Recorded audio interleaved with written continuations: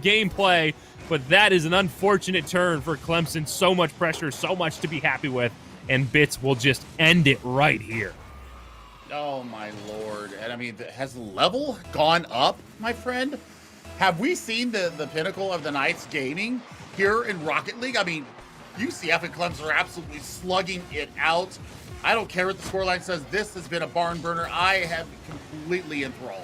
Wow. Yeah, I mean, that's like I said, I didn't even recognize that we were down to the final few seconds until I looked up. I was like, wow, where did the last 3 minutes of gameplay go? I've just been too enthused with everything that's been going on. I can't even take time to look away to look at the clock. But looking at the clock, it's ticking down on Clemson. They now find themselves on the match point for UCF to walk away with this in a clean sweep, forcing them to need to reverse sweep to take a victory here and stay alive in this tournament. It's a tough place to be in, and this is where that mental game comes back that we've talked so much about here tonight. Mentality is going to be key for Clemson. They have the skill. They have the ability to get wins over UCF. We've seen them be super competitive with this UCF team, but now they find themselves in a very bad spot. Do they have that mental fortitude to take the minute that they're going to get in between games here, say, okay, things didn't go the way we wanted them to, but now we need to reset. We know we're a very talented team, and then we're going to try to take advantage of that and take a victory over UCF. Oh, man. Yeah, a little bit of a technical difficulty on our side here, so we're going to throw it to a real quick break. Don't go away. We'll be back with game number 3 here versus UCF versus Clemson. Don't go away. All right, so we got a very special guest, Staff Sergeant Maston. How are you, sir? I'm good, sir. How are you doing today? I'm wonderful. So tell us a little about yourself and what you do now in the Army. So right now, Staff Sergeant Maston, like you said, I'm currently 29 years old. I recruit out here in Tampa.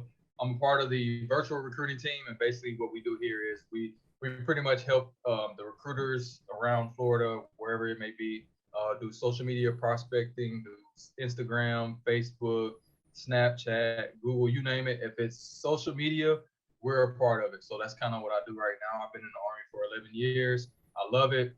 My primary job, aside from recruiting, is a photographer / videographer. So many people don't even know that the Army has that to offer. So that is my actual job in the Army. I take pictures and videos for a living.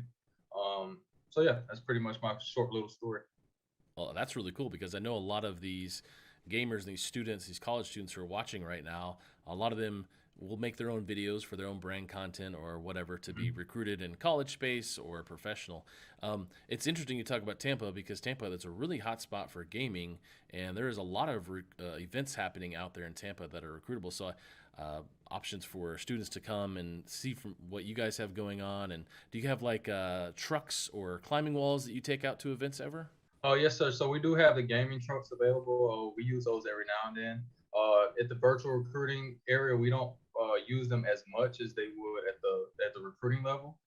We kind of facilitate actually getting the gaming trucks to the recruiters so that they can use it, and we kind of do everything on the back end. So let's say a recruiter would play a game with somebody, then we kind of take that footage and we use it to, blast it over social media and things like that.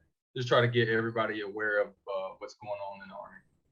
Now, do you think that you said in a pre-interview you talked a little about you played a little Call of Duty back in the day. Do you think something like video games is beneficial for hand-eye coordination or dexterity for those joining the military in different career fields? That's actually a very good question. When it comes to hand and eye coordination, I do believe video games do help a lot in that area because you get a kind of sense of what to kind of expect. I don't want to say the Army, obviously it's not a video game. There's going to be some realistic aspects you're going to.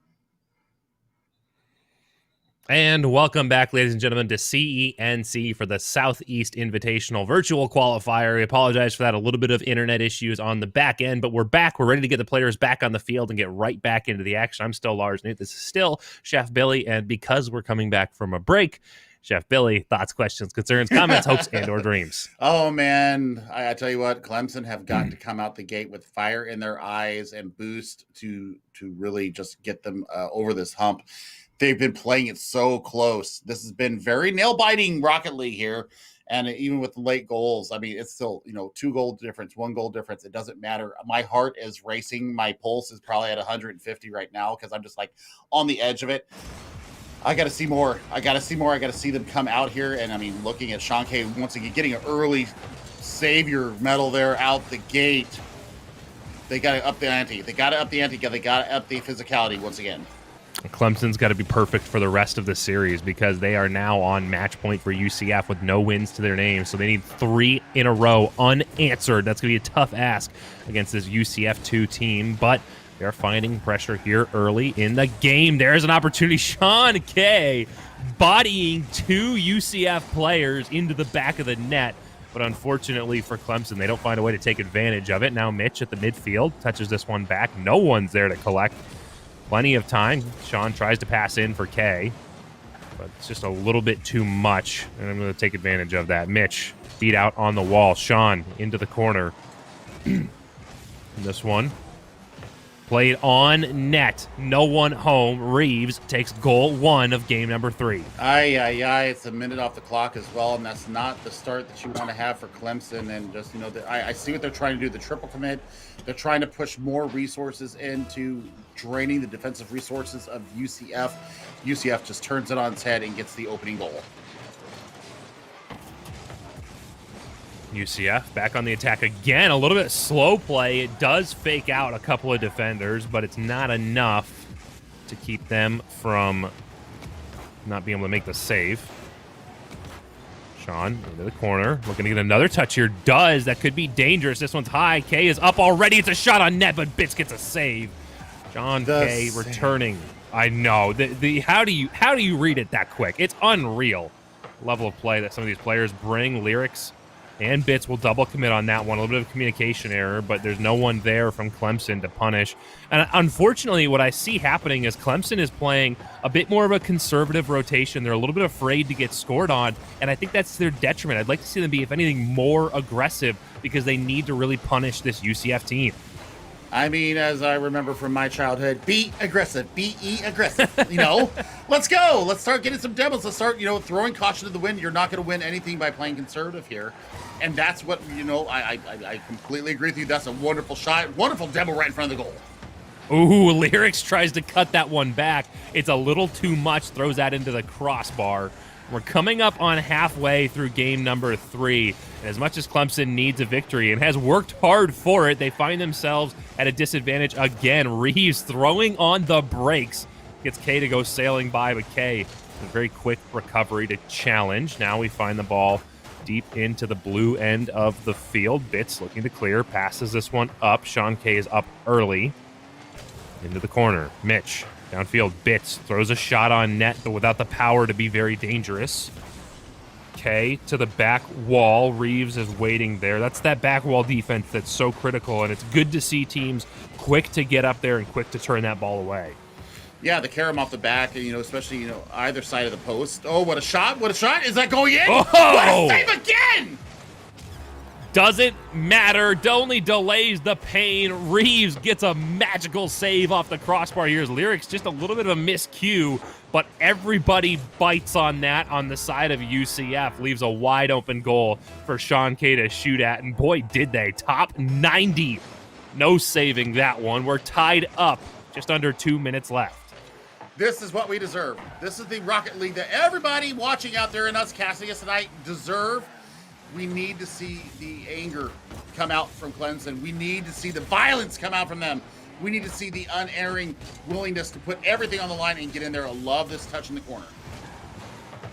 Bitts wants to pass that up to Lyrics, who pinches it on the ceiling and allows it to drop straight down. Now, Bitts, no boost, elects to leave for Reeves to take over. Flip reset, has an opportunity here, elects to go low. Now Lyrics, Sean K sends this one out to the midfield. K challenges, Bitts beats him up the wall. Lyrics off the sidewall, sends that one high over the mid. 63 seconds left on the clock. Clemson needs a victory to stay alive here. UCF trying to close this out in a clean sweep. Oh, man, and playing that in front of your own goal mouth, that is ballsy, and I love it.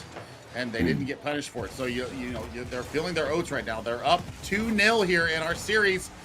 That's the rotation I'm looking for right now. Playing it off the back wall, getting a pinch, maybe a double touch if you can, and trying to find joy in the back.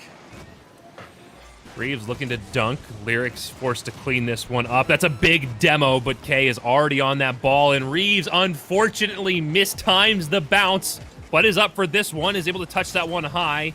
Fitz is up early. Will continue to bring pressure in favor of UCF. 16 seconds on the clock. This is it. Do or die for Clemson. They need to get it clear. They need to get pressure downfield. But Lyrics will be the person there to get this one in the corner. Reeves gets beat out by K. K just trying to keep this alive. One more opportunity. No. Reeves looking for the 0-second hero goal. Lyrics sends this one across the front of the net. K pops this one up high. They need to get this ball clear or down to the ground and reset. Bitz plays this one down, and we see overtime in game number 3. Woo, boy, here we go. Game number 3, overtime. Well-matched teams right now. Reeves looked a little bit dead there. Nice little bit of demolition goal! We will see game 4, ladies and gentlemen. Clemson has pulled it out. The demo, and then Mitch with a nice soft touch. Both players from UCF that are left on the field bite on that defensive effort, and it leaves them burned. Clemson stays alive to fight for one more game. They need 2. It's going to be a tough ask, but they're doing a great job of making progress. They're doing a good job of staying in this one. And we asked them in the intermission, can you have that mental reset to come out here and beat UCF? Yes. Yes is the answer. Now they have to do it 2 more times. Well, Clemson fans, get your brooms ready because this could be the beginning of a reverse sweep, especially the way that they played in that third game. They got more physical. They were willing to progress into their offensive third a lot more. They were able to get more pressure onto the back line of UCF, and it absolutely pays dividends. And then you saw the overtime goal. That's the dagger that you need to see. And I mean, demos, 2 demos apiece for each side. But that demo in the overtime was the one that was the absolute killer. You see where it happened right in front of the mouth of goal. You get punched in the mouth and you're gone. Yep, that's exactly what I wanted to draw attention to here. And nice on you for recognizing what this map is, because it's not labeled and I didn't say anything. But yeah, you can see they come up field and they're demoing right in front of the net, and that's so critical to try to open this one up.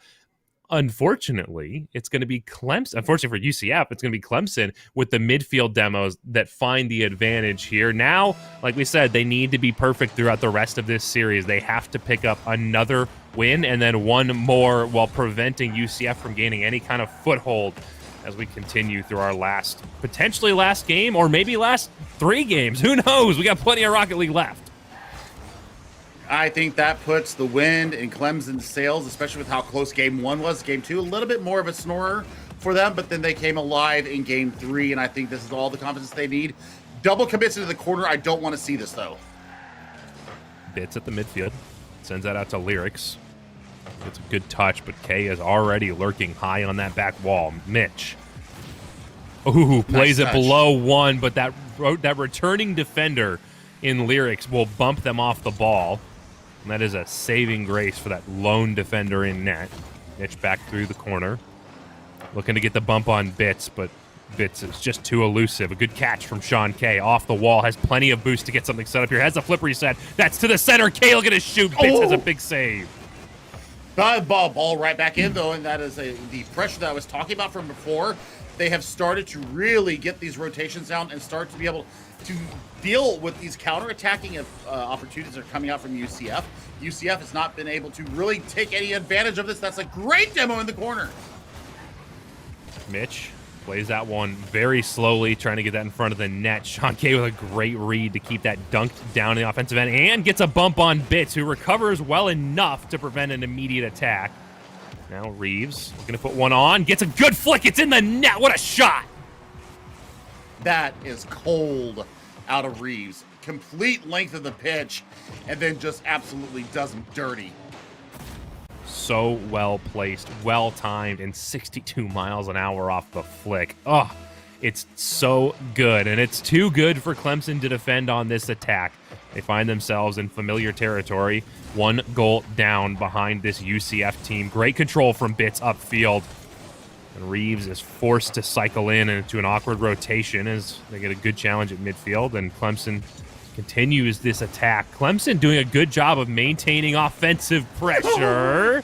Oh, that almost finds the back of the net. 65% of this game spent with Clemson. It's going to be a tough ask to overcome. Aye, and that's just the overcommit there. Sean K, no chance to get back, and that's just a beautiful kiss off of Reeves there. The redirect, no chance to get back there. It's a 2-0 lead to UCF here in Game 4. They might be a little ticked off after not getting the clean sweep. Fitz. Try to get this one center. Excuse me, tries to get this one under control. Don't want it center in that end of the field if you're UCF. Mitch plays through the corner. Lyrics doesn't have the pinch. And this will be Mitch continuing to play physical, trying to get this one downfield. K has an opportunity. It's off the back wall.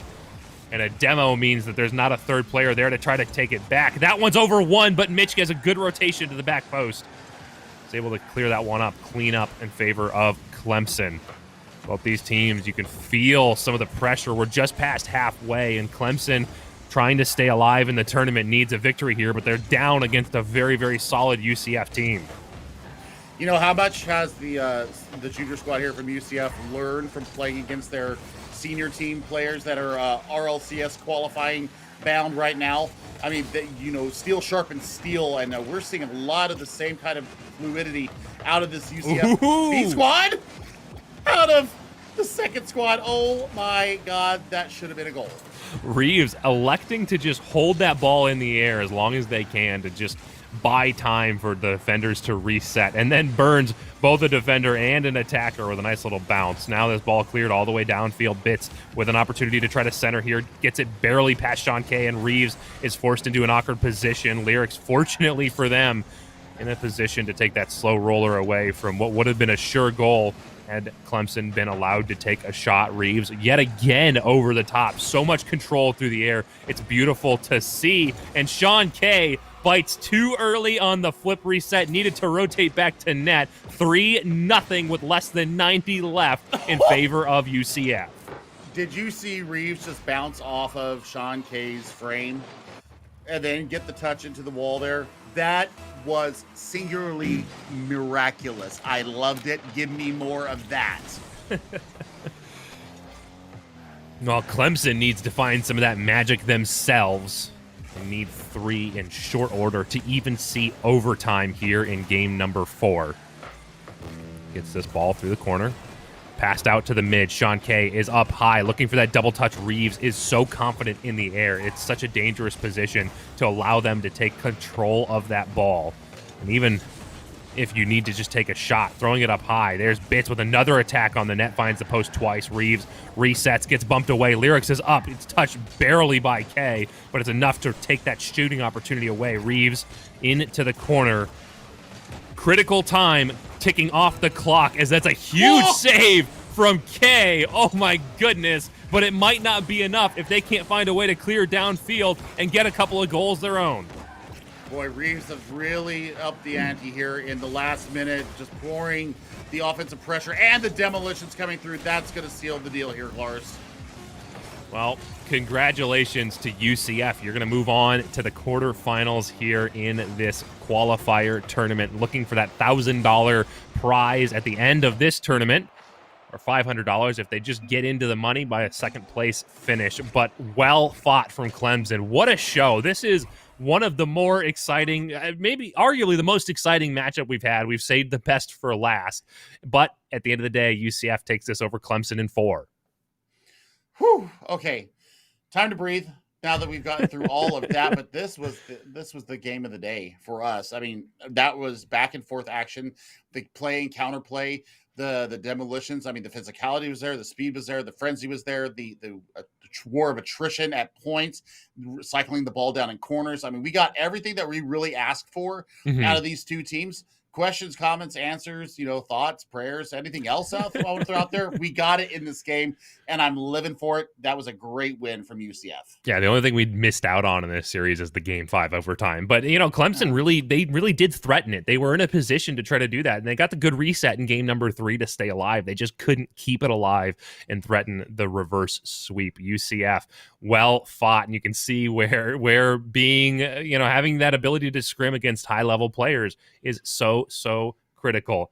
I do want to take a second as we get ready to leave here tonight. We're not done. Don't leave the stream. We got more action coming up, but it is going to be the end for myself and Billy. So Billy, before I take us out, I want to give you a second. If there's any final closing thoughts, self promo, anything like that, you want to go ahead and throw out there before I go ahead and get us into our break. Now is the time. Well, I mean, it was a fantastic night. The first time you and I casting together, had an absolute blast. Thanks to Colton on the back end of our producer tonight, all the way from Hawaii, giving us the beautiful images that you got to see on stream tonight. Thanks for K-Tad reaching out for me and casting here. And then coming up next, we've got Overwatch. That's the game I normally cast, and it's got two of my good friends dividing and Juggle God, bringing you University of Central Florida versus the University of South Florida. I am going to be sticking around in chat to see that one, not only to support my casting friends, but also to see some fantastic collegiate Overwatch. It's going to be a fantastic series. Well, I appreciate you putting up with me and my big dumb voice all night and all the dumb things I had to say and all the same things. I'm not going to go through the whole list again. If you like my big dumb voice, you can find me on Twitter where I always tweet where I'm casting. And if you've been wondering about the animals in the background, one of them cannot make an appearance because he has a cone on his head. But I will go ahead and a nice little treat. Atlas, come on, bud. Come say hi. Oh, my goodness. It's a good husky man. Oh. Okay, there he is. Oh. Thank you. All right. That's going to do it for us here between Lars Newt and Chef Billy for Rocket League. But stick around right after the break. Overwatch. We'll be right back.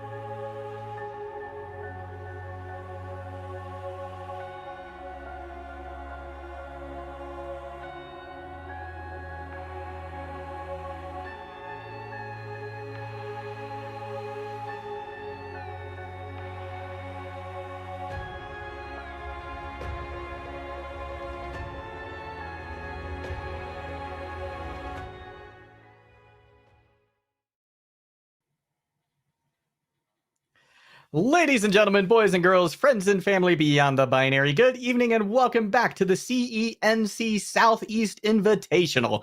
My name is Warren Jugglegod Hammond, and tonight I am joined on the mic by Dividing for a very exciting match between University of South and Central Florida. How are you doing tonight, Dividing?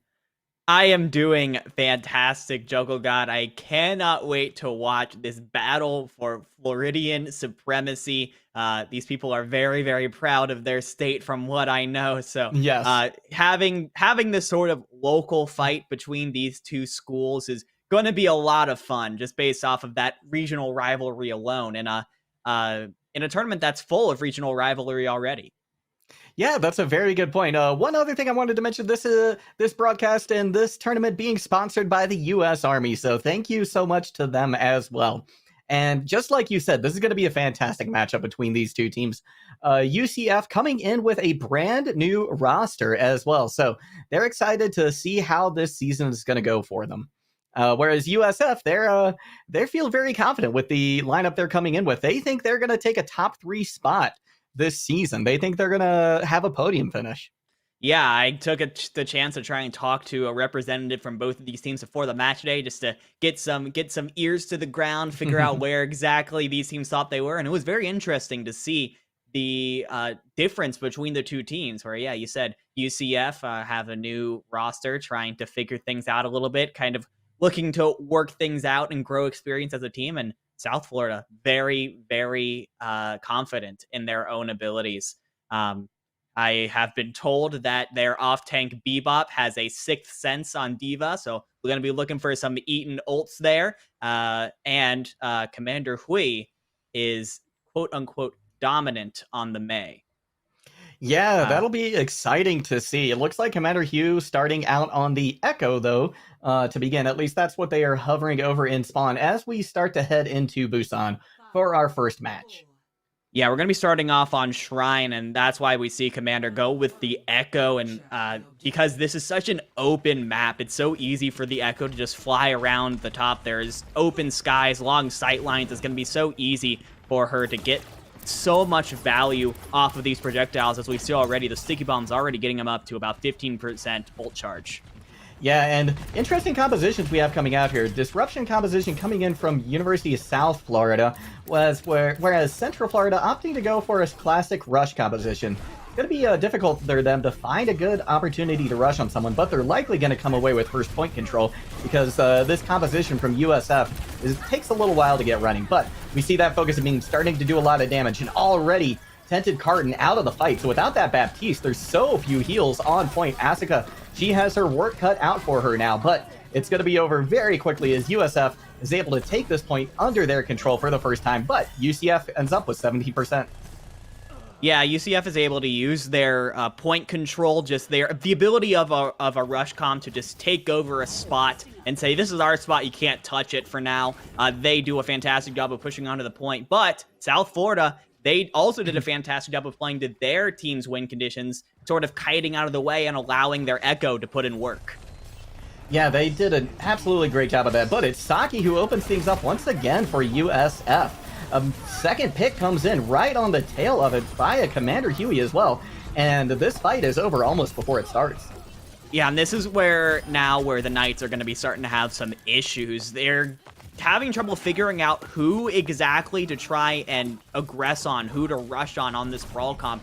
No matter if they try and rush on the Diva, she can run away, the Wrecking Ball can run away as well, and even if they are successful, they will be getting pounded with damage from the Echo. Both Commander Hui and Saki are coming up on those all-important DPS ultimates. However, Central Florida do have an ult bank of their own. The Dragon Strike, the High Noon, the Shatter, those are all going to be online coming up. Yeah, they're even going to get this amplification matrix out soon, and I would imagine we're going to see that popped first. But Duplicate comes in first from Saki. There's the EMP, catches 5. Dolphin, the only person not affected by it. Eunuch goes down very quickly to that EMP. Slam comes in from Bebop. They're trying to find a little more value, but they're down to about half health, and now they are forced out. Candy Cane, though, is out of their mech as well. Bebop goes down, though, to a Sonic Aerial from Glory Blade right there. And 82% on the board now for University of South Florida. UCF has to make a move soon. They have to make it right here, but Commander Hui is going to be trying to do something about it. Takes out the Baptiste, trades their life for it, but that is absolutely a trade that Commander's going to take. Yeah, it certainly is. Deadeye now out from Doubtful, but he goes down to an excellent play by Bebop right there. Able to get a slam in with a couple extra shots to finish off the job. Glory Blade now looking for a little value with this Dragon Strike. Can they find what they need? They're not actually probably going to even need to use it at this point, as they do retake control of the point. They do eventually manage to do it, and this is where University of Central Florida's comp is going to be well insulated. They're going to be putting up onto the sort of right room next to the point. It's going to make it life a little bit harder for Commander to try and poke in with those projectiles and push in. You've also got the Dragon Strike along with the Diva Bomb, so it's going to be able to really zone away University of South Florida. And you need those tools because this you need perfect. And Jin goes down immediately, and that is very bad for USF because they had the Transcendence, which they desperately needed to try and survive some of these ultimates. But at this point, UCF might not even need to use any to win this fight. Although Derek comes in with a counter pick, it's not going to be enough. And UCF going to hold on to this point. Yeah, that's just the life of a Zen player, Jokel God. Sometimes you do everything right and you just get picked off because you are Zenyatta and you have a big hitbox and you move slowly and you're just the easiest to pick off. So unfortunate for Jin, but you're going to be coming back with the Transcendence as well as the EMP. This is probably South Florida's best shot to take it. And with 80% and counting for Central Florida, this is probably last fight territory. Yeah, I think you're absolutely right. As well. Here comes the EMP. It catches 4. Eunuch is already down once again.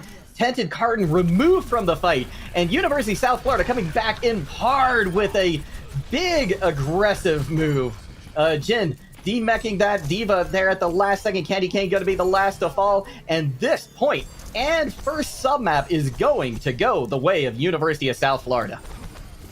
Should be in just a second. We, of course, have the Tracer swap from Glory Blade. Actually manages to take down Jin, and yeah, and that, however, should be the last pick that Central Florida get. Yes, the overtime whip ticks down, and South Florida do take round 1, thanks to some incredible disruption comp play coming out from their entire squad. Yeah, they did an absolutely fantastic job with that last attack that they used. The mines were good. The EMP was good. They even got a pick before the EMP was completely out. So they were really set up for success in that last fight.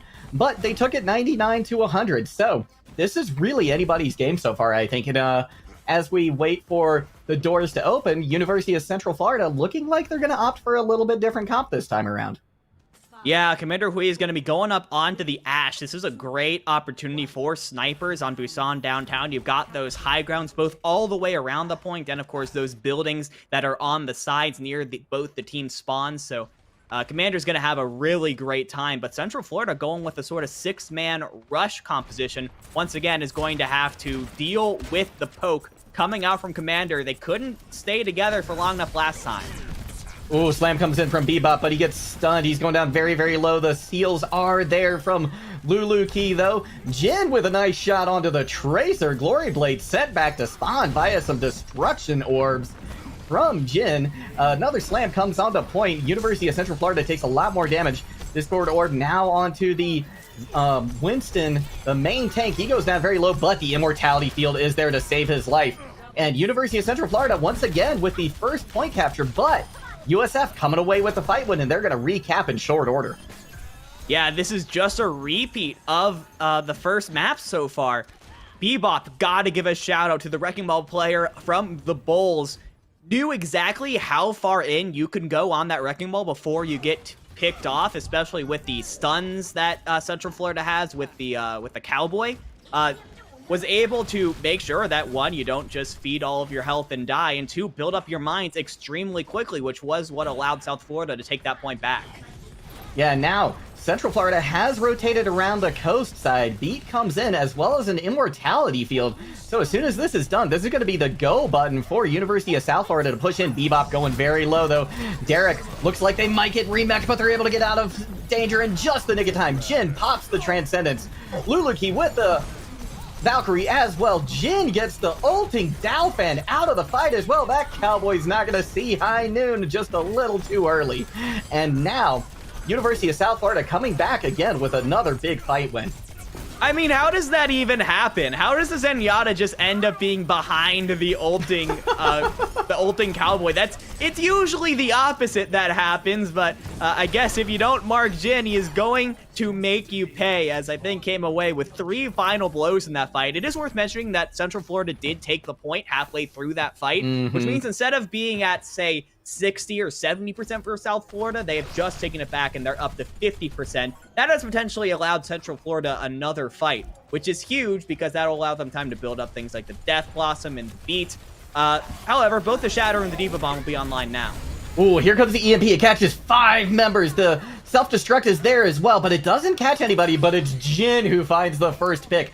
Both supports are down now for Central Florida, but University of South Florida looking pretty worse for wear as well. The res does come in onto Saki, so they are back up to now 5, but Dalfin is doing a tremendous amount of work on this Cowboy right now. They've cracked the Deadeye, but 70 to 80% on the board now for University of South Florida. UCF isn't able to quite get control of that fight, and they are sent back packing to spawn, and this is last fight territory. Yeah, Central Florida has to rush, but silver lining is they forced a lot of ultimates out of the Bulls, which means they just have to deal with Commander's Bob. They have the High Noon, they have the Shatter, and they have the pick on Bebop. That is a massive pick for Central Florida. Yeah, that is absolutely huge. We see Candy Cane, though, already demeched. They go down to the Bob from Commander Hugh. No. And now this is looking very rough for Central Florida, even though they have once again retaken the point. It's USF in control of this fight. Gory Blade trying to get something going with that Death Blossom, but the defense matrix from Derek was there in time, and University of South Florida gonna come away with a 2-0 win, a 2-0 start in this matchup. A 1-0 start in this matchup. Yeah, South Florida played these Wrecking Ball disruption comps to a T, and Central Florida, they just could not stand up to it. They wanted to play these sort of brawl comps where everyone's stuck together, and you were able to just sort of push onto one person at a time and get picks like that. I see. That's how Jin ended up behind. That's how he did it. We got our answer. I was wondering. Now it makes sense. But these brawl comps, they thrive off of being able to use the Lucio speed boost and those initiation tools to push onto members of the other team and just destroy them in the close range battle. But the Bulls did a fantastic job of kiting out of the way of that. If one person got caught, they made sure that it didn't snowball into more. And they were able to use their long-range damage to make it so that, and disruption from their Wrecking Ball, to make the Brawl's life terrible, as they just tried to stay together and all stay alive at the same time. And unfortunately, I think UCF just kind of got out-comped, countered there. And I think they're going to be going into the second round looking for a different plan.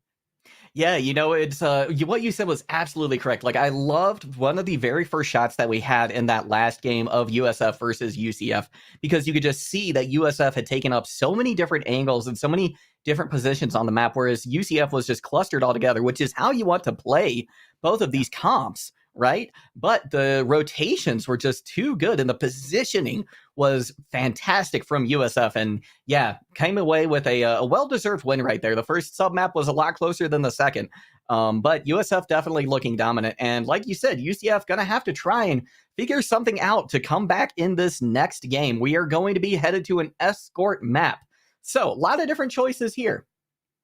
Yeah, lots of choices for sure. If UCF want to continue moving with this sort of brawl style of play that we saw from them in Busan, that does take out a few options. I would say Rialto is probably a pretty decent escort map for that kind of play. I would say potentially, of course, potentially...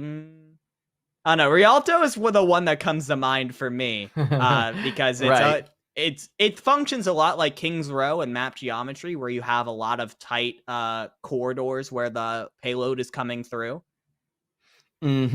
Yeah, I think Havana might be another good choice as well, but I would doubt that we're going to see them going to Dorado. I feel like Dorado would be playing into the hands of USF. We saw how strong their disruption, their wrecking ball composition was, and I think going to Dorado would be a mistake, but it's up to them. And like you said, I think Rialto or Havana would be a good choice for either one of those, rather, would be a good choice for the Knights. Yeah, the Knights definitely got to pick something, and they choose Gibraltar, which is a complete change of pace. Gibraltar is often considered to be a dive map. There's a lot of, or a double shield map potentially if you're on the defense. There's a lot of high ground for the defenders to take advantage of, and that the attackers have to take over in order to make meaningful progress on that Gibraltar point. So this says to me that UCF is planning a complete strategy swap up, which honestly, I'm here for it. I want to see UCF bring out something different, something new, something fresh. Yeah, I think you're onto something, because when you were talking with the teams before, UCF mentioned that they have a lot of interesting strats between their DPS. So I'm going to look for something interesting coming up on Gibraltar for them. I have to take a different side though from you on this one. I think that this plays into USF's hands very well, and so I think I'm puzzled by this choice by UCF, but maybe they've got something in their pocket we don't know about, and they're ready to show us here on Gibraltar. Yeah, we should be heading into the game any second now. I do agree that the overall playstyle that we saw from the Bulls in that first map, it does benefit them on Gibraltar. They're going to be able to have so much that, the Ash Tracer stuff that we saw in that first map is only going to be benefited by the map geometry of Gibraltar. The only option is that, UCF, I imagine they know this, but I think they also have a composition up their sleeves that they want, that makes it like, this is like our map. We have something up our sleeves for this. We're going to bring it out. We're going to shock them. And I'm super excited to see what they do. So, as am I. And we're going to get a sneak peek into what they are thinking right now. UCF looking like they're going with a pretty standard dive composition, in South Florida going to defend with the same. Just slight differences in each of the lineups right now. But, you mentioned high ground, and we can even see just how prevalent and dominant it is here on Watchport Gibraltar. This bridge over from the comm tower, so important to get control of, as is that high ground to the right of where the camera is right now. We're going to be able to see most of the team standing up there at the moment. Yeah, they've already started positioning in this bridge, so I imagine we're going to see a dive coming out onto the bridge. Some grapple for control there to start things out. Yeah, I'm curious to see if Dolphin's going to stay on the Hanzo, or if it's just for that first Sonic arrow. And yeah, you're going to stick on it. So it allows you to play both long range and sort of crawl up with your tanks. So it's a lot of flexibility, but this means that Commander Hui doesn't have any hard counters unless Dolphin's able to get some incredible Hanzo shots. Yeah, that's a very good point. Engage comes in very early from University of Central Florida. Dolphin takes an anti-nade. They're going to have to go back. But the first to fall is actually Lulu Key from University of South Florida. This push so far from UCF paying dividends right now. Commander Huey trying to contest card a little bit, see if they can keep some of the members of UCF off of it. But they're unable to at the moment. Candy Cane now dropping down to point, and this card has already made a significant amount of progress. It's made a significant amount of progress, but look at how low the tanks are on UCF. They cannot sustain when they don't have their Ana with them. There's just not enough healing for these tanks to stay alive, stay up. And we see losing that Ana has affected the ult economy a lot. Dinosaur on the side of USF has actually gotten the nano boost. Yeah, they're going to use it right now. They throw it onto Dirk. And the Nano Winston is going nuts right now. Bebop does get D-Mech. Candy Cane still out of their mech as well, though. So, both Divas in baby form at the moment. The Nano Winston doesn't get much value. And it turns out Dirt is removed from the fight. Both tanks, main tanks gone now from University of South Florida. Primaling Eunuch right now in the back line. Saki Do does get two, so an equalizing pick does come in for USF, and now they're going to turn the fight as Eunuch is now up the creek without a paddle. They're going to be able to barely escape with their lives. That is, unless Commander Huey has something to say about it. That was some insane play from Saki. We've given Commander Hui a lot of shout-outs for this so far in this matchup, but Saki came up clutch with at least 2, maybe 3 final blows on that last fight to save the point for South Florida. Central Florida now has less than 2 minutes on the clock, and that is going to hurt. Unique going down early means that this fight's already over.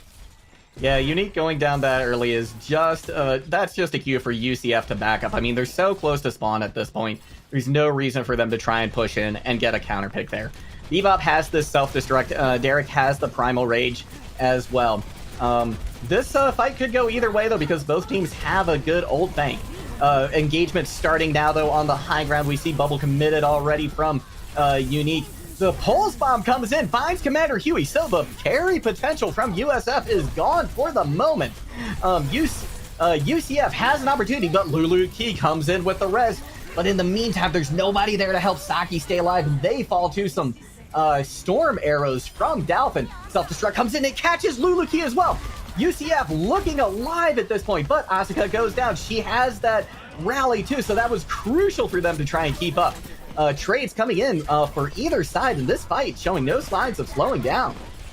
I have to give a shout out to Asuka, the diva of South Florida. I think it was Bebop, was just about to squish the Ana with the remech, and the Brig came up, stunned him, took him down, and that I think might have been the turning point of this fight. Both divas are out of mech. But Central Florida, their backs are up against the wall. They have to make something work right now. And the tanks are still not quite back for South Florida. And a big dinosaur going down, that has to be the go Wow. Yeah, that certainly does. There's 10 seconds on the clock. They've only got less than 5 meters to go, and they are gonna get it. We are gonna get to see the second point of Gibraltar, at least on the attacking side for UCF. The picks keep coming in. The anti-nade is there on Saki. They're gonna be finished off.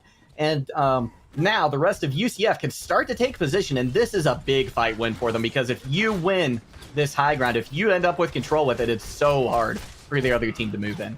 Yeah, Commander Hui, he needs to be in control of that spaceship to have vantage point over so much of what Central Florida is doing, but UCF has very wisely taken control.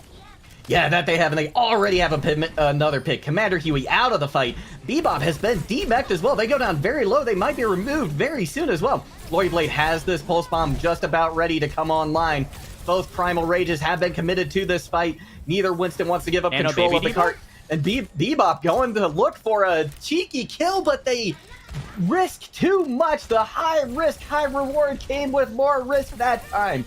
Glory Blade now once again looking to see if they can find some value with this Pulse Bomb. They pushed back against the top right corner, but now we've got Lulu Key on point, but it's not going to be enough, and UCF looking like they got some new life in them. Yeah, and it all comes back down to the high ground, Juggle God. Even though Central Florida were stuck on the first point for so long, once they got there, they immediately knew they had to take control of the spaceship on that second point. Once they did, they had such easy access to put pot shots onto South Florida, poke away at their comp, and eventually take control. And oh my goodness. Wow. What a pulse bomb from Glory Blade. That's the second clutch pulse bomb from him today. Yeah, Glory Blade is doing some fantastic work for UCF. Candy Cane now trying to deal with this Bob as best they can. They don't want to use too much of their defense matrix, so they've got it for other threats that are coming online. They do have the self-destruct. Are they going to use it? Ooh, Tented Carbon goes down. Here comes the Dragon Strike from Dalphin. The self-destruct comes in, but instead from Bebop, but they're going to be removed while they are in their baby diva form from the fight by Unique. And now it's just Candy Cane and Tented Carbon with ultimates online for UCF. Can USF mount the defense they need to hold back and prevent this cap? They don't have any ultimates right now. They made a lot of swaps to swap onto this Rhine Brawl comp, but because of that, they've reset a lot of ultimate progress, and Tented Carton has taken advantage. Unique with the nanoed. Winston is putting in so much work. Yeah, they absolutely are, and so is Glory Blade on this Tracer again. Just finding so much value, but it's gonna be over for USF. UCF is able to get a full cap with 1:25 on the clock, and that is a pretty decent time bank. Yeah, especially considering how this attack started for the Knights. They were on overtime on that first point. So incredibly close to being full held. But once they got past that first checkpoint, it never really stopped for UCF. They were able to ride the momentum of their dive comps. They took advantage of high ground extremely well and took advantage of the lack of high ground that South Florida was able to take advantage of. So Central Florida, they managed to roll through the two last points on Gibraltar for a respectable time bank. Now they need to make it the same thing happen on the defense. Of course, this is a 1-2 matchup. So if South Florida managed to equalize on what Central Florida did and then win in extra rounds, that's it. This series is over and Central Florida's tournament's over. Yeah, they certainly have to be happy, though, with that push because their hopes are still alive in this tournament and in this game. Their backs are against the wall. This is going to be their final chance. And University of South Florida knows it, too. They want to hold here. They don't want to see, or rather, they want to cap it. They want to cap with more time because they don't want to, have to go to a map 3. We would certainly love to see another one, but I know University of South Florida wants to put the nail in this coffin. They're going to start with a high ground rotation. They're opting initially for the sim to get a little transport over to the comms tower so that the entire team can move onto this high ground. Seems like they actually faked the teleport. They went down, but no one actually took it. I wonder if maybe they were trying to get the other team to use resources. Huge What ante. an ante. Holy wow. Oh my gosh. 5 members were hit by that, and University of South Florida is just cleaving through them like a hot knife through butter. And that is going to be a very early fight win for USF. And University of Central Florida, they got to be quaking in their boots now after a fight loss like that one. Look at the ult percentages of the Anas. A big dinosaur is almost doubling what Tented Carton has right now. I mean, between the Winston bubble and the Diva defense matrix, it's really difficult, especially at this level, for an anti-nade to get that much value. That was insane from Big Dinosaur, who will probably have Nano Boost this fight. Yeah, I would imagine they are going to. They're going to be looking to put it onto Derek as well because that Nano Winston can be so powerful. But in the meantime, the point's being capped. Somebody from University of Central Florida finally touches the point, but it might be too little too late as Derek is able to find a pick onto his counterpart, Unique, on the Winston. Diva's going to be demeched here in just a second. Candy Cane's going to go down in short order, and that's going to be first point capped with 5 minutes on the clock for University of South Florida. Oh, and Asuka's been caught out. She has the bad spawn, but just barely manages to get away. That's big. That's big for UCF because now they are going to be able to go back in with all 6. Also, it's been quick enough that they do have a chance to try and contest the high ground that the Bulls are trying to take. Yeah, that they do. Nano is committed onto Dirk from a Big Dinosaur. That's going to be a big Nano as Sock actually is able to find the value so far. Self-destruct comes in as well. And Bebop getting 2 kills, one with the bomb, one with the remake. And now UCF is just getting pushed back further and further. Now there's a primaling Winston. He is asleep though. Tended Carbon getting a nice ability landed right there, but it's not going to be enough as this card just is not stopping for USF. They made up time. They've now got 5.5 minutes going into third. Yeah, this is looking rough for Central Florida now because the Bulls have such incredible momentum on their side right now. Central Florida isn't in the worst situation in the world. They're going to have the Diva Bomb, the Rally, and the Dragon Strike as soon as they manage to get out of spawn here. South Florida doing the nice little touch the spawn doors technique. Does fall back, though, as Central Florida is going to swap to a more brawly sort of composition. And the Rally's going to make it a lot easier for them to be able to sustain the spam damage that the South Florida is giving them. Yeah, but here comes the Rally, and it's going to be procced first by Lulu Key. Dragon Strike goes in as well. The anti-nade again was huge. Finds the Cowboy out in a bad position, and now the Primal is online as well. Stun comes in onto Glory Blade, and they're removed from the fight too, and this card is almost at completion. Can anybody even touch from University of Central Florida? It's looking unlikely. There comes a Doom Fist from the other door, but they're removed soon by Commander Yui. The Wrecking Ball from Candy Cane is on point as well, but it's not going to be there for long, and that's going to do it. 4.5 minutes for University of South Florida. At the beginning, it was a big dinosaur, and then at the end, it was a big dinosaur again. Huge anti-nades from the Ana player for South Florida, both at the beginning and at the end, got the cart started and then escorted it to the finish line. That was an incredible attack from a big dinosaur. I have to give props, but also the rest of South Florida did a fantastic job being able to follow up on those opportunities that the Ana player created for them.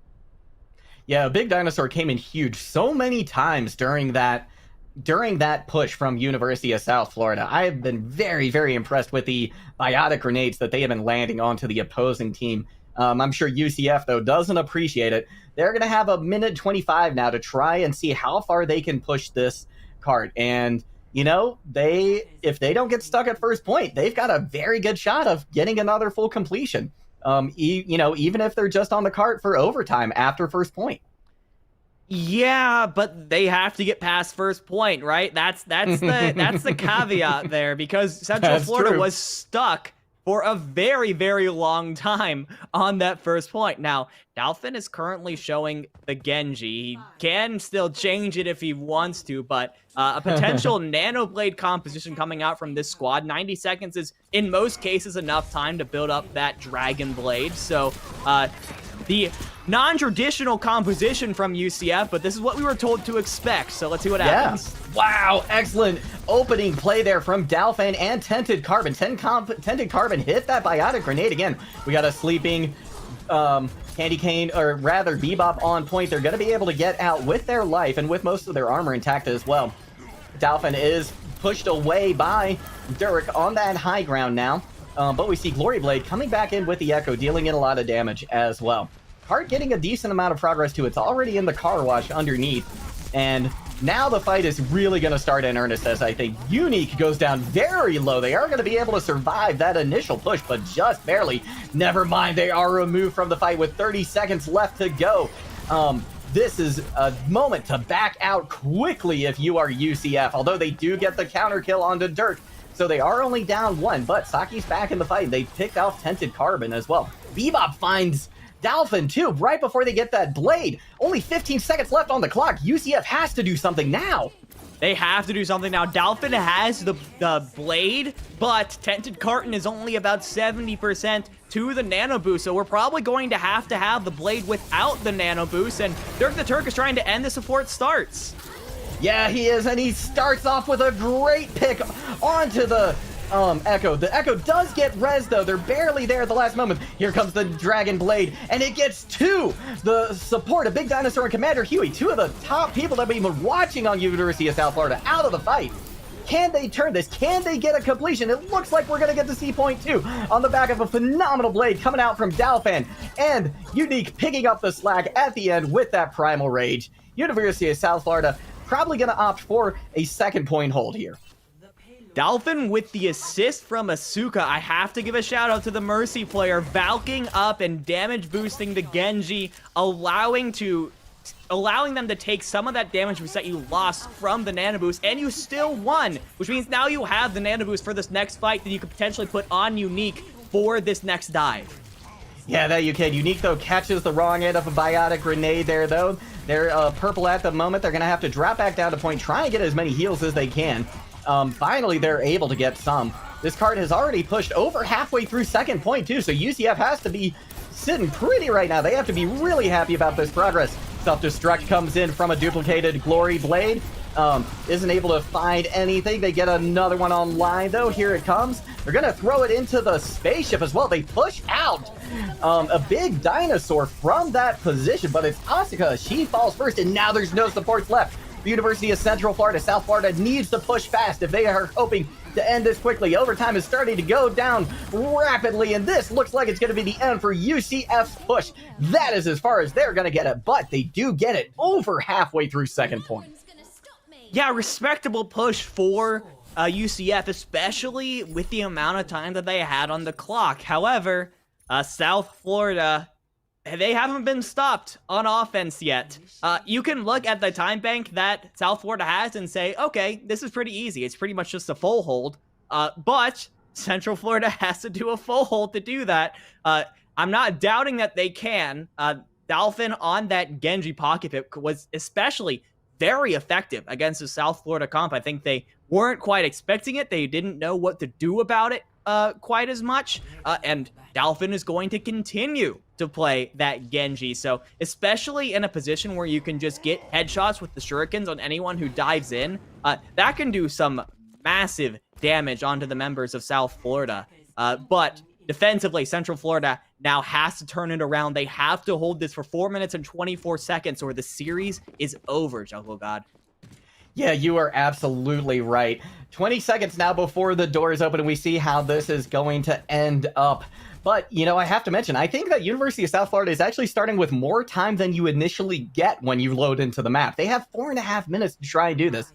So, as long as they play patiently and play smart, I think they can make this happen. But University of Central Florida, we've seen lots of moments of brilliance from them. We've seen strength. Glory Blade trying to get an early pick maybe on this Tracer. They're forced out of their high ground position as University of South Florida starts to rotate in. Stun comes in on the Glory Blade. They're forced to recall out with only 5 HP left. That was so close. Candy Cane already demeched though, and that is bad news for University of Central Florida. Here comes the aggression now from South Florida. The Bulls are pushing in as hard as they can. Bebop already finds a pick onto Asuka. She's out of the fight, so now Tented Carden doesn't have anyone to help them stay alive in that backline, save for the Diva. And they're out of mech as well. Commander Huey finds Unique. And now, Tented Carbon goes down too. This is going to be a fast first point capture, I think, for University of South Florida, unless UCF is able to regroup and mount something tremendous. Yeah, they're starting to regroup, but I think UCF is going to opt to go for a second point hold, which is extremely fair given their situation. They need to make a last stand right here, right now. Asuka going down early was terrible for them. Yeah, it certainly was. Pulse Bomb comes in from Saki. They don't find the stick. Glory Blade goes down very low. They are forced out. Here's the Primal now from Dirk the Turk. They're gonna find a couple of members to boop around, but now it's Dolphin. Dolphin has the Nano Blade, but they're forced to back off. Rather, they have the Blade. They are forced to back off, though, and USF is gonna get a lot more cart progress. Luckily for them, during that entire fight, the entirety of South Florida pushed up. No one was on the cart. So they're pushing it now, but what could have been the end of the map has now become one more fight opportunity for Central Florida. They have the Pulse Bomb, the Blade, and the Primal Rage.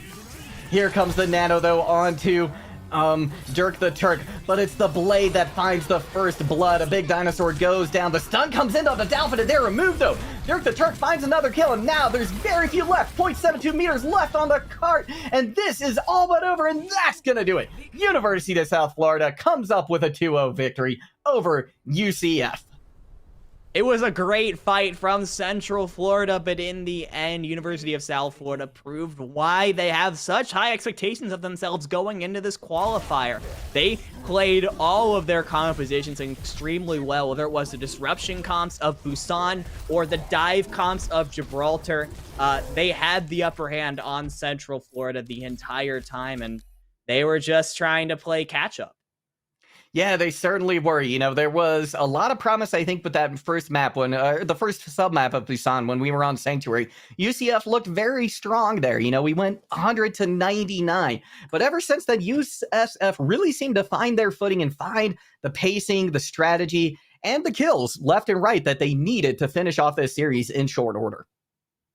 Yeah, and I gotta give a shout out to the members of USF, especially a big dinosaur. Once again, we didn't point it out, but got another massive anti-nade on that extra rounds attack onto the tanks of Central Florida, which was what allowed them to push in and get that quick first point capture. And, you know, once you have captured the point that quickly and you have over 3 minutes to push the cart, something like 50 meters, it is almost a guarantee at that point. So huge shout out to a big dinosaur, had a fantastic game on Gibraltar, and whoever gets drawn up to play against the Bulls next should watch out for that Ana player. Yeah, that they should. Make sure you've got your shields ready to go, and you've got your eyes firmly placed on a big dinosaur. You would think they'd be easy to spot, but they're a tiny little Ana despite being a large dinosaur. So keep your eyes peeled for them. I'm going to be excited to see how this team does moving forward in this tournament and in this qualifier. I'm sure we're going to see plenty more outstanding play from them. Yeah, we absolutely will. But I believe we will be going to an interview with a member Yes. of South Florida. So we're going to be going to a quick break while we get that set up. Don't go anywhere. All right, so we got a very special guest, Staff Sergeant Maston. How are you, sir? I'm good, sir. How you doing today? I'm wonderful. So tell us a little about yourself and what you do now in the Army. So right now, Staff Sergeant Masson, like you said, I'm currently 29 years old. I recruit out here in Tampa. I'm a part of the virtual recruiting team, and basically what we do here is we pretty much help the recruiters around Florida, wherever it may be, do social media prospecting, do Instagram, Facebook, Snapchat, Google, you name it. If it's social media, we're a part of it. So that's kind of what I do right now. I've been in the Army for 11 years. I love it. My primary job, aside from recruiting, is a photographer slash videographer. So many people don't even know that the Army has that to offer. So that is my actual job in the Army. I take pictures and videos for a living. So yeah, that's pretty much my short little story. Well, that's really cool because I know a lot of these gamers, these students, these college students who are watching right now, a lot of them will make their own videos for their own brand content or whatever to be recruited in college space or professional. It's interesting you talk about Tampa because Tampa, that's a really hot spot for gaming, and there is a lot of events happening out there in Tampa that are recruitable. So options for students to come and see from what you guys have going on. And do you have like trucks or climbing walls that you take out to events ever? Oh, yes, sir. So we do have the gaming trucks available. We use those every now and then. At the virtual recruiting area, we don't use them as much as they would at the recruiting level. We kind of facilitate actually getting the gaming trucks to the recruiters so that they can use it, and we kind of do everything on the back end. So let's say a recruiter would play a game with somebody, then we kind of take that footage and we use it to, blast it over social media and things like that. Just try to get everybody aware of what's going on in the Army. Now, do you think that you said in a pre-interview you talked a little about you played a little Call of Duty back in the day? Do you think something like video games is beneficial for hand-eye coordination or dexterity for those joining the military in different career fields? That's actually a very good question. When it comes to hand and eye coordination, I do believe video games do help a lot in that area because you get a kind of sense of what to kind of expect. I don't want to say the Army, obviously, it's not a video game. There's going to be some realistic aspects you're going to get when you're in the Army that you can't get from a video game. But as far as like movements and things like that, especially when you're playing like shooting games and things like that, those can have a very big impact on the things that you could see once you get in the Army. Because I know even they got the new was it Call of Duty Modern Warfare. They got the guys come in, they do airborne jumps into the battlefield, things like that. Those are things that you could actually do in the Army. I'm airborne myself, so I've had the luxury of jumping out of a plane over 60 times. So yes, those things that you see in the video games, you could actually do them a large part in the Army. So I do believe, yes, it actually works wonders with hand-eye coordination and a bunch of different realistic aspects. Wow, jumping out of a plane 60 times. That's amazing. So let's Sure. use that. Jumping into the Army. I mean, what did it take for you to make that commitment at a younger age? So for me, sir, coming to the Army, I decided at the last minute. I was 18 years old. I was about to graduate from high school in Tennessee, and I really didn't know what I wanted to do. So, and I know that I wanted to start making money. And I know at the time, I didn't want to necessarily go to college because you go to college, then you have to worry about paying for it, then you have to worry about a plethora of other things. And I just didn't want that. I didn't want to put that on my family. So at the last minute, I believe 3 weeks before I was going to graduate, my recruiter walked in. I talked to him. I said, "Hey man, I'm finally interested. I've been seeing you around the school for months. I think I want to kind of talk to you, you know." So I sat down and talked to him. I believe within like 2 weeks later, I was in the Army. So it kind of happened fast for me. And ever since then, I wouldn't trade it for the world. So yeah. So you're in the airborne and you were doing video and photography. What other careers and other types of deployments are there for the Army that you usually talk to students in the high school and college space about the Army? I mean, as far as deployments, that's all depending on where you're assigned and where you're located. It just depends. I mean, for me personally, I've deployed to Afghanistan. I've also had missions to Bahrain and Kuwait as well. Those are combat support operations, but they're not necessarily frontline, on your job. So it just depends on the unit. Not everybody's going to have the same experience as far as deployments, especially with the drawdown. So, but I can say if you're interested, or if you've ever thought about, partaking in defense of this nation and wanted to go overseas to serve a greater good, I would definitely recommend the Army by far. And then what careers then would you what would you tell students that there are options are available for, whether they're staying in the States or being deployed? So as far as careers, I mean, pretty much every career that I know of in the military would provide you an opportunity to deploy. Now, certain career fields obviously are more susceptible to deploying. For instance, my job, we document the battlefield. So taking pictures, documenting the battlefield, there's only so much you can do at home. So if you're interested in like visual, graphic design, photography, videography, that's an avenue. As well as infantrymen. Obviously, infantrymen, they do their job a lot overseas as well. So every job in the Army has the ability to deploy. It just kind of depends on that person, what they want to do, how willing are they to deploy. Because like I said, if you pick a combat arms job, your likelihood of deploying increases versus, per se, a support MOS or a job, and that likelihood goes down. So did you have a knack for audio, video, or photography and videography in high school, or was it something you learned or just honed in better through the Army? No, sir. So before I joined the Army, I knew nothing about photography. So it was all new to me. When I went to my recruiter, I took my ASVAB, the test we take. I scored pretty good on the ASVAB, and my recruiter was like, "Hey, this job popped up," and it was for photography. And at the time, I said, "The Army has photographers? Like that? How? They don't."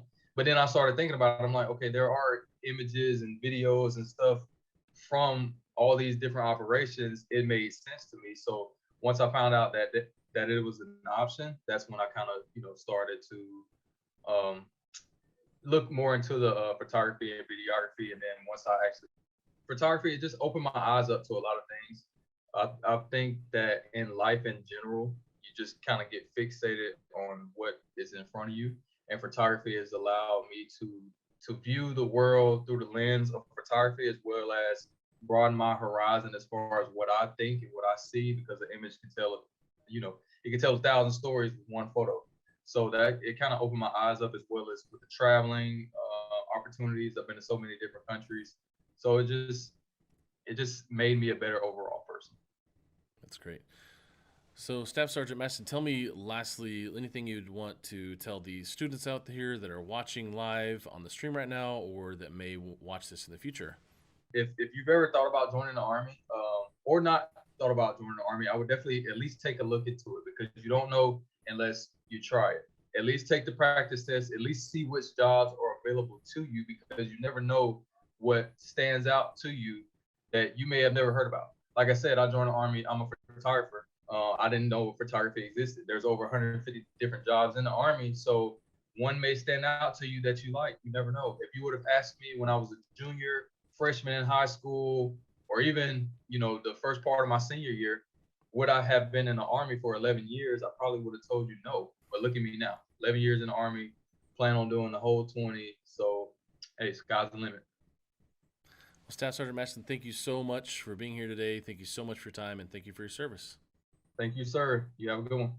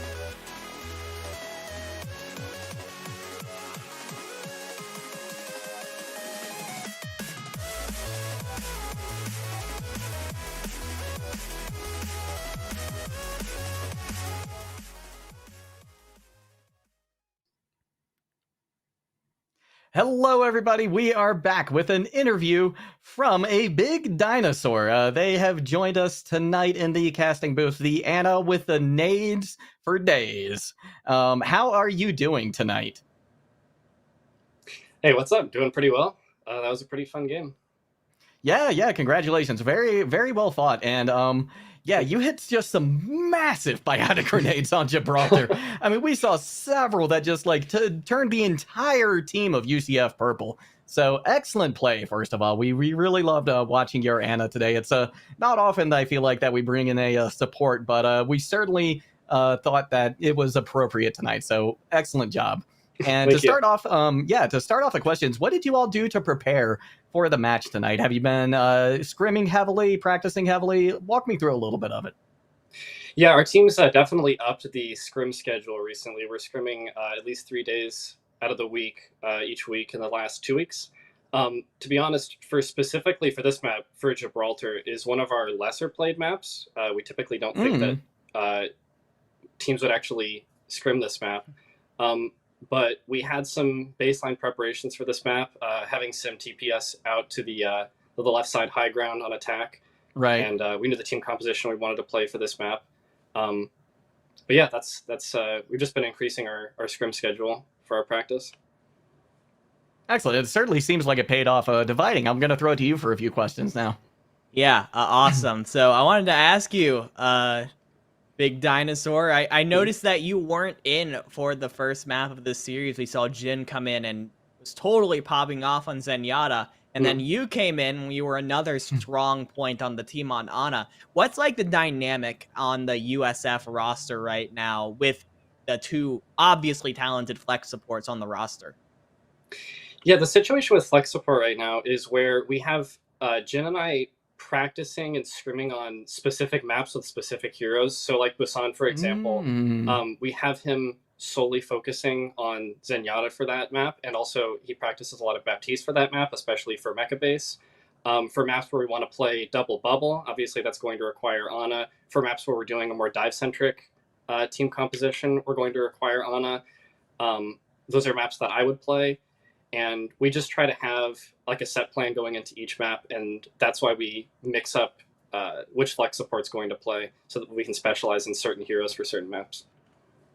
Yeah, well, clearly those plans seem to pay off because you guys looked well prepared for pretty much anything that UCF had to throw at you. I do want to know, though, when you were going into those extra rounds on Gibraltar, it was sort of a win or go to map 3 kind of situation. What were the comms like? Bring us a little bit inside what was going on in the heads of the USF Bulls during those pivotal moments. Yeah, for the repeat rounds on Gibraltar, our comms were basically that we didn't want to change anything. We felt that our team composition and our plan of like especially on attack, teleporting out with the gotta mute the stream. There we go. Sorry. Yeah, just teleporting out across high ground on attack. We knew that strategy was going to work well. It worked the first time. We didn't see a reason to change it. That's what we had practiced. So same thing for defense. We were going to set up on the same point, contesting bridge. Really, the comms we weren't going to change anything. We didn't expect that to work out any differently than it did the first time. Fair enough. And the final question from me, if you had to point out one player on the UCF squad that was like the biggest problem for you, the biggest thorn in your side, who would it be? It's going to either be their Winston or Diva player. Naturally, those heroes are just going to dive the backline. But there was one point right at the end when I went for an off angle to try to nano boost our Winston, who was diving their backline, and they actually made a very good play, which was to catch me out in that position, because that was a risky position. And I think I'm assuming it was one of those players that called out my position and actually made that attack on me. Excellent. Awesome. Thank you so much. Well, to start to close things out, looking forward to November 6th to the LAN. Is there any team that you are especially excited to play against or scared of? For the LAN tournaments, man, I haven't actually looked at those. I believe, is UCF playing in that as well? They are, yeah. Yeah, there's a strong chance you're going to see them again. Yeah, I think we are excited to fight UCF's primary team there. I'm not sure if it's their primary or the team that we were fighting tonight, but definitely looking forward to other Florida teams. Excellent, excellent. Well, before we close things out, any final shout outs from you to anybody on your team, family, friends, pets, whoever? I would definitely shout out Commander Hui on my team, who's our hitscan DPS player. He was on Ash tonight. He's improved a lot. I've seen him personally improve a lot, and I think he's definitely prepared well for this tournament.